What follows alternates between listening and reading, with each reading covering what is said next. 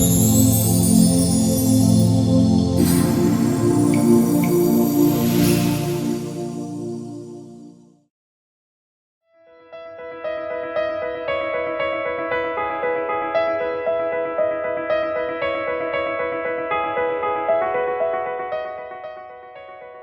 afternoon, everybody. I come to you from Washington, D.C., where it is about 5 o'clock in the morning, and I've been up all night. So if I stumble a little, it's the time zone speaking to you. I'm here to talk about geotourism, and this is the definition as issued by the National Geographic Society, where I've been involved for over 3 decades. And the word comes from geographical character, and that's just another way of saying sense of place. But before I talk about geotourism, I want to talk about why it is necessary as a new concept. And that takes us to tourism itself. There's 2 faces to tourism. It is a two-edged sword, and tourism done improperly can create a lot of difficulties, as you see on the left-hand side here. On the other hand, tourism done well can provide economic benefit, build cultural pride, conserve historic and natural places, educate the public, particularly about each other, and therefore promote international understanding.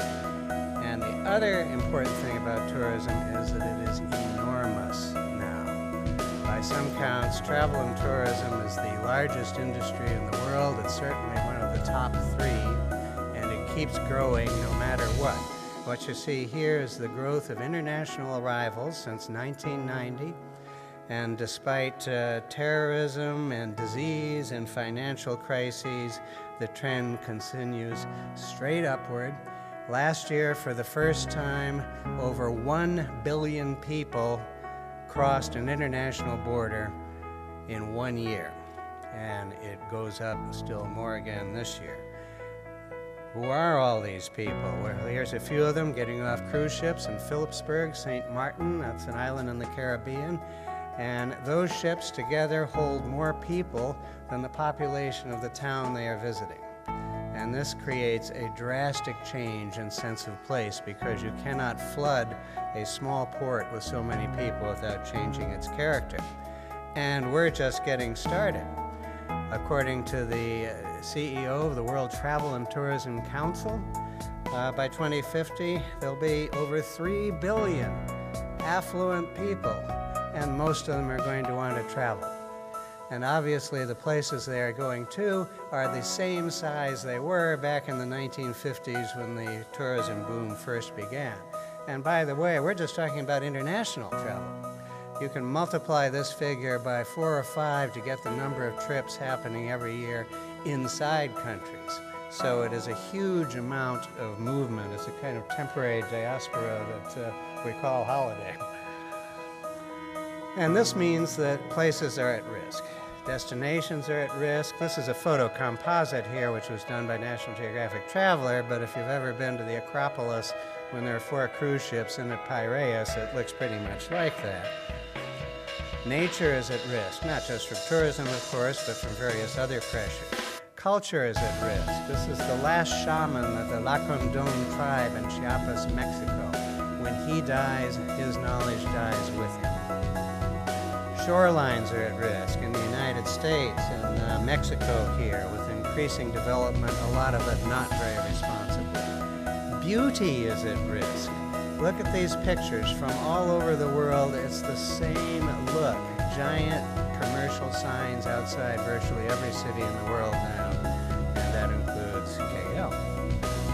World heritage is at risk from increasing visitation, often not handled well, sometimes handled very well. And sense of place, where are you? These are hotels. Can you tell what country you're in? They could be anywhere. And increasingly, we see this kind of tourism development going on. And this is where some of it began. This is a town in Catalonia in Spain called Lloret de Mar. And behind that wall of hotels, there's actually a charming historic town. But it's been completely taken over by mass tourism, high volume, low margin. And that has consequences. Now, you can think of 3 different styles of tourism, and each one relates to places in a different way. The first type you see here is the origin of the word, touring, to visit a place and to look around and see what it's about. And it involves these type of activities, whether you're in Machu Picchu in summer or hiking in Scotland in winter.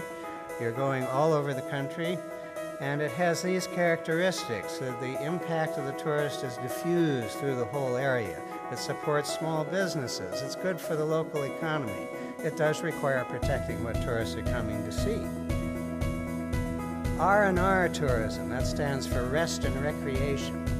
And unlike the first type, which depends on the human and physical character of the place, R&R only depends on the physical character.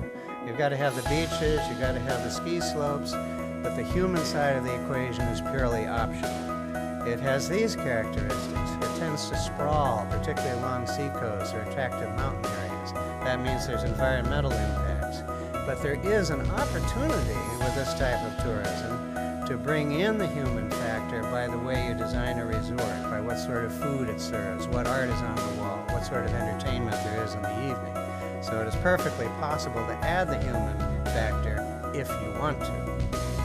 And then entertainment-style tourism is my name for manufactured attractions that have no particular connection to the place where they occur at all, because they're entirely focused on what's going on inside the facility, whether it's a theme park or a casino or a convention center like this one.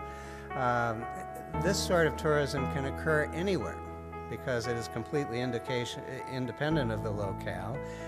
They often tend to be industrial strength, major attractions like Disney World and so on. That can generate a lot of jobs. But we are talking mass tourism, we're talking high traffic with this kind of tourism. So it's very important where you place it so that it won't do too much harm. And you can place it anywhere, even in the middle of a desert. And one of the best known examples is in the middle of a desert. Las Vegas, Nevada is actually in a pretty good place for a facility like that because it's not a particularly delicate ecological area or a historic area, and so well located. Now the key thing about these 3 styles is that if you don't manage how tourism occurs in an attractive place, there's a tendency for one style to move into the other and then into the third through market forces without necessarily any guidance. And the result can be, that what was an unspoiled destination turns into something quite different from what attracted people in the first place. And we see this most often on attractive seacoasts and islands, but also in other places as well. Here's an example of spoilage. This is right outside the Great Smokies National Park in the United States. It's a World Heritage Site, cluttered up with ugly billboards. And this is the scene that greets you if you land in Cusco, Peru, the gateway to Machu Picchu. Both of those are World Heritage Sites. And do we travel to South America so we can look at a nice sign about Nesquik? Maybe not. So part of the lesson from all this is that wise tourism policy is key to having good destination stewardship. These are 2 sides of the same coin, and you need to have both of them for it to work well. And this brings us back to geotourism, because the idea of this concept is wise tourism, a good way to approach things. The picture you see there is an example of geographical character. That's a totem pole, and if you know anything about totem poles, you know that in order to take this picture, you'd have to be on the Pacific coast of North America, probably in BC or southeast Alaska, with one of the Tlingit tribes or the others that use totem poles. You know where you are. Now where are you? This building could be practically anywhere on Earth, and I don't mean to pick on McDonald's, but any of these international franchises now are kind of removing sense of place and turning it into a sameness. There's no reason to cross a continent or an ocean to look at that. Now, I'm often asked what's the difference between geotourism and sustainable tourism, which is the most common term, and the quick answer is all geotourism must be sustainable. What we want to avoid, of course, is unsustainable tourism, same things we saw before on the left-hand side of that slide. Sustainable tourism is largely thought of as an environmental policy do no harm. It's very important. You must do it. It's essential. But geotourism takes this idea one step further, and to that we add sense of place, building on the sense of place, and really making the travel experience unique to that particular location. That little bit of green that sticks out there to the side, well, that's for that type of tourism that are the manufactured attractions. They're big, they have a big environmental footprint, but they're not necessarily connected with the places where they occur. And then what about ecotourism? You've all heard of that. Well, that's very important because that was the concept that led to geotourism. Ecotourism comes from ecology. It's about nature. And the brilliant idea of this concept was to use tourism revenues to create an incentive to protect what people were coming to see. In the case of ecotourism, that's wildlife, it's rainforests, it's coral reefs, and so on. It's a great idea. The only problem was it could be stuck in a niche. We'll do the nature tourism over here, and then we'll overdevelop everything else. So the idea of introducing geotourism was to expand this concept to include nature, but to also add in all these other different aspects of what travel can be about, including the oldest of all, plain old sightseeing, which requires having sights to see that are more interesting than a McDonald's. And this way, you're looking at everything about the place and using that as a way to focus the approach that you have to tourism. And that applies whether you live there or whether you're a traveler. Now, the next question is, are there enough tourists to support this idea? So we sponsored at National Geographic with the Travel Industry Association of America a landmark study. Nobody's done one like this before or since, and I wish they would. But we went to American travelers and asked them not only what do you like to do when you travel, but what are your opinions about various aspects of sustainability. And when we crunched all the numbers, they came up with 8 different segments of American travelers. We don't have time to go into these segments, but the important thing was that from the destination's point of view, these 4 are the ones that really make a difference. These are the people that have money, they travel a lot, and when they come to visit a place like Malaysia or a place like the US or Ireland or whatnot, these are the people that are going to have an impact economically and socially and culturally as well. And of those top 4, 3 plus one of the less important groups fit the geotourism profile. They're interested in nature, they're interested in culture, they want to be good tourists, they want to have a good impact, and they also spend money. It's a good market. And we found that over half of American traveling households fit that profile, and that's just the US. The study has not been done for Europe or for Asia, and it would be great to see what the results are there. But when we looked at Americans that travel internationally, it was even more impressive. That pink slice that you see there, the one that doesn't fit, those are the self-indulgence, and they're interested only in luxury. I want what I want. I call them the ego tourists. But interestingly, that's the group the travel industry often likes to focus on. Strange.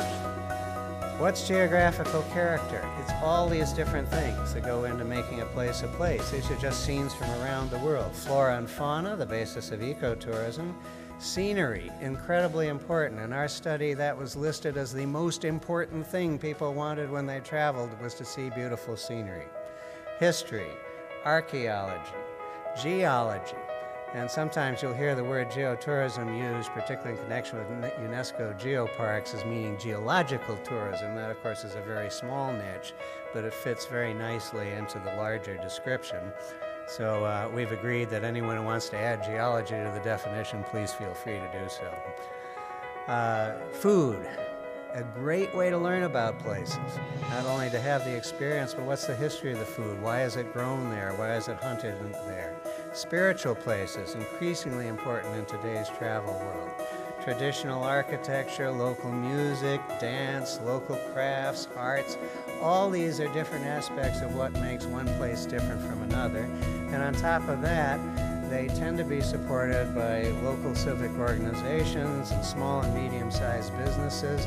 This is when tourism can be really helpful for not only the economy, but it helps things exist that might not exist otherwise if there weren't enough demand locally. A nice combination is to have about half your revenue coming from visitors and half from local people. That's a good balance. Enhance. That's an important word in this definition, another difference from sustainability. That is that you don't have to just freeze things the way they are, but build on the character of the place. And there's a couple of ways you can do this. One I call constructive tourism. This is the Monterey Bay Aquarium in California. And it was the first of what have become a great series of aquariums that did something different, and that was they specialized in the sea life of that part of the coast of California. And it became a terrific success.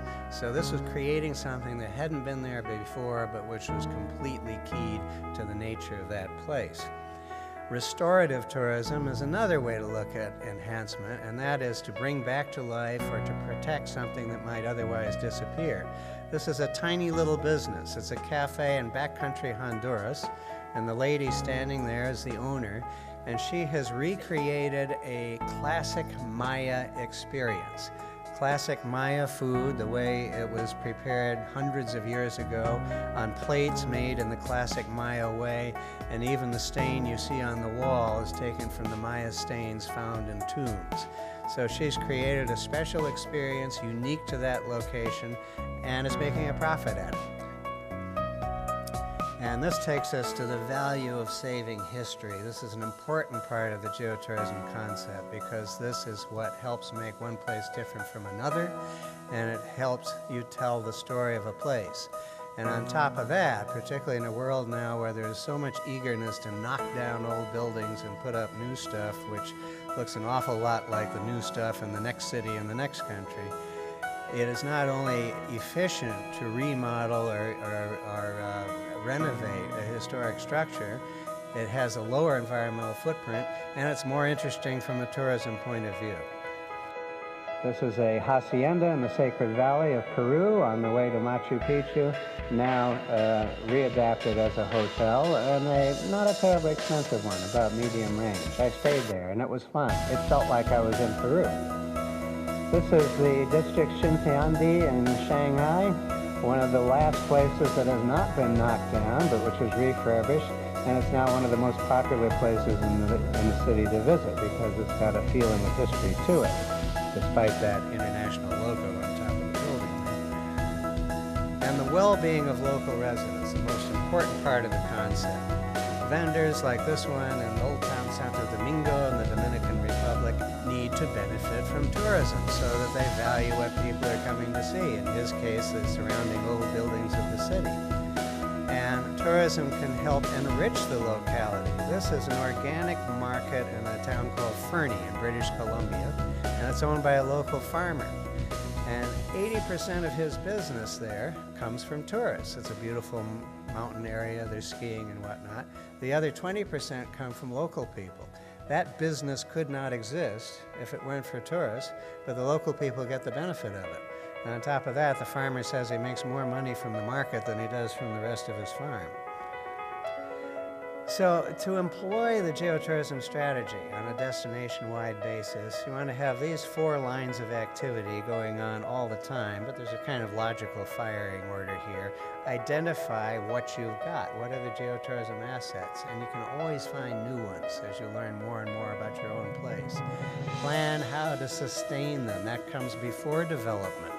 Do the thinking about protecting before going into the development area. And then use marketing to pull it all together. We created a geotourism charter, which has been signed by over 8 countries and a variety of other destinations. It's really just 2 pages long. It includes these 13 principles, which you can think of as kind of stars to steer by in following a geotourism approach. And what holds this all together is the place. That's the focus. Whether you're a visitor, whether you live there, whether you're in the tourism industry or in government, thinking about your place and what makes it special and different is the key to this concept.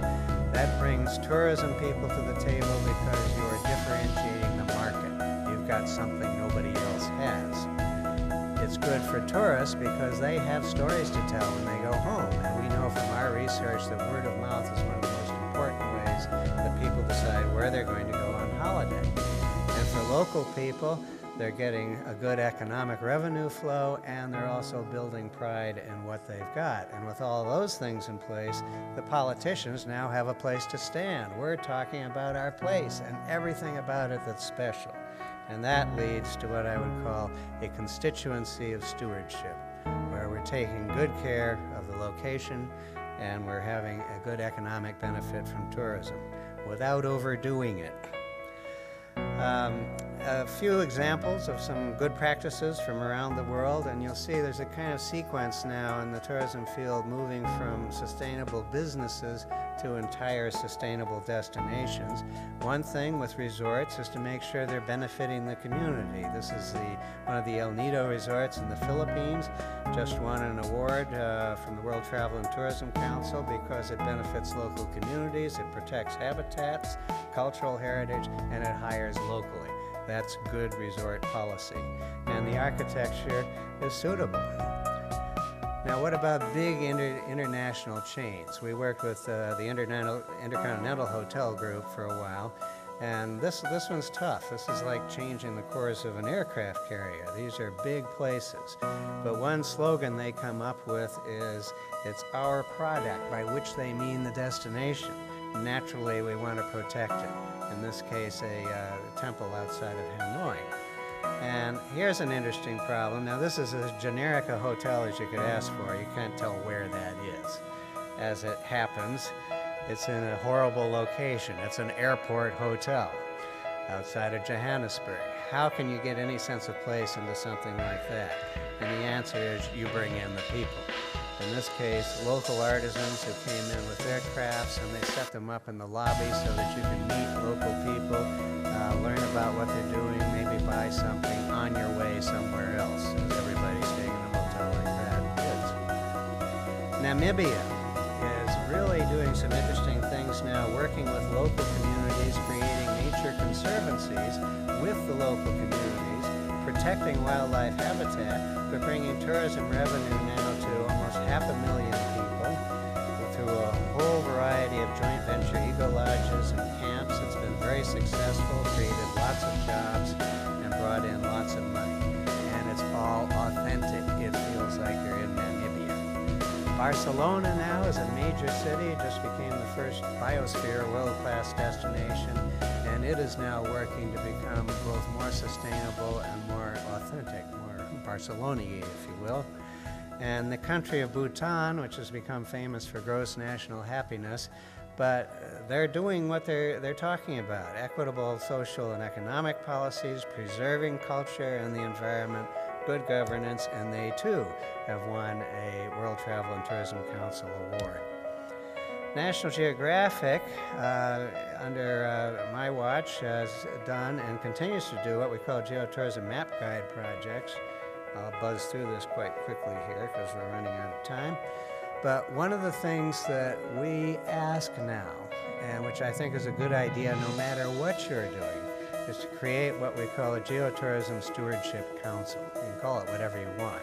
But the idea is to get all these representatives of what a place is about sitting down together. And we found that in most cases they've never done that before. A lot of these people have never met each other. So you're bringing the nature people, the history people, the tourism people, government people all together and saying, all right, what is our place about? How do we want to present it to visitors? And for the first time, they're beginning to think the way an educated tourist does when he shows up and says, here I am, what have you got? And this means we're beginning to think holistically about places. And the way a group like this can begin to focus is to pick some kind of project. In our case, it was map guides or booklets that required citizen participation.